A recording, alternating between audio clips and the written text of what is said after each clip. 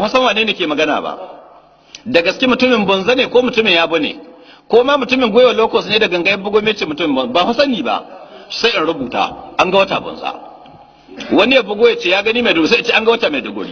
In an kai ni Maiduguri in gwadi wanda ya ga wata nan ban san shi ba, kuma haka zan tara in kama kidan ya an ga wata gari kaza da to in gari miliyan an ka gani tun sarki musulunci bai da mironka. Haƙƙin ka ne ba da sanarwar ganin wata, ba haƙƙin ka bane, haƙƙin sarkin musulmi ne. Wallahi kuwa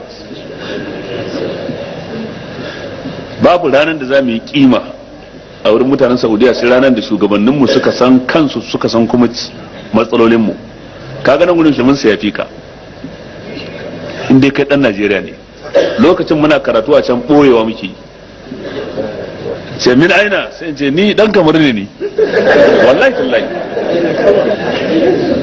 wallahi kuwa, ko in ce ni dan kamar ne ko hum sharrun min al-majus. Za a yi muku waɗansu shugabanni a ƙarshen tashi, a ƙarshen rayuwa, sharrin su yafi sharrin ba majusi.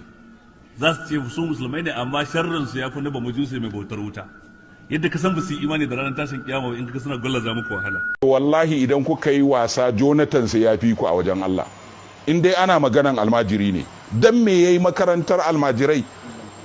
Dan me yayi almajiri system of education da kuɗin da Allah ya bashi a ƙarƙashin shi na gwamnati?